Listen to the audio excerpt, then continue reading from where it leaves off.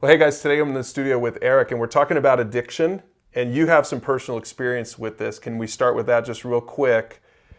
What were you involved with, and how long were you involved with it?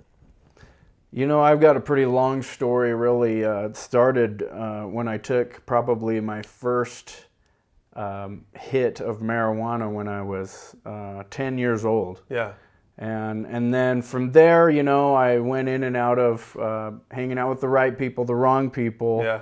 But eventually, this void that I have in me led me down this path where I was using every day, and it was alcohol, it was other drugs, and eventually it turned into one of the worst, which would be heroin addiction. Yeah. Yeah. And so how long were you involved, enmeshed in that addiction, heroin? I would say about 3 to 4 years just on that. Wow. Yeah.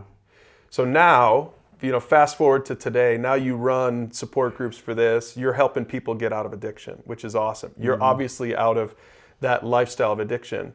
So what's the key in your mind? What's the key? Well, you know, the biggest thing is surrender. And so that's why our topic today is called Surrender or Die in Your Addiction, because I felt like for me that I had two choices to make. I could keep going down my path and live my own life, or I could surrender to the God that I had already heard about, who I had believed in, but I wasn't living that way. And so eventually God allowed me to be in this spot in my life where I had a decision to make. I was either going to die, or I was going to go to prison, or whatever it was, or I was going to follow him.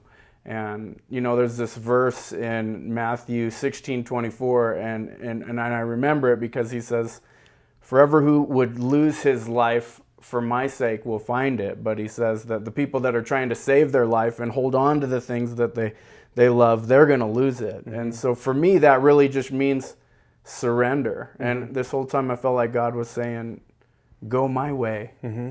And I chose to go God's way, and it really blew my mind how far He has taken me. His plans totally blew me away. I didn't think that God could change me the way that He has. Yeah, it's pretty cool to see the change.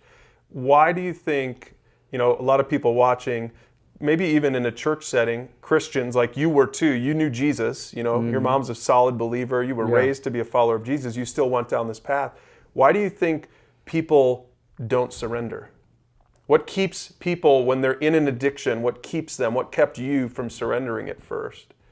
Well, I think it's admitting it first, admitting that you have a problem, and then getting to the point where you're willing to do anything it takes to get the help. Anything it takes, even if it means that you're going to humiliate yourself.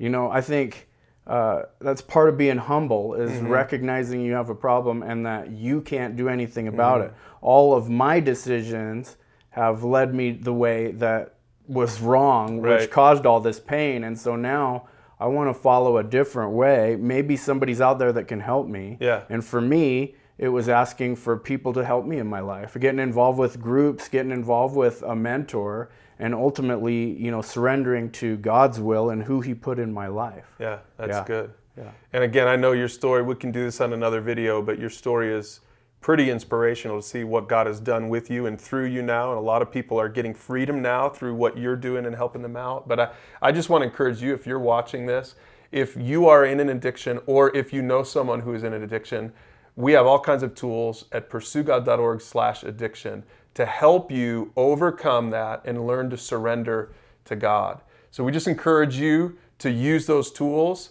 and continue to pursue God, because He's really the only way out of an addiction.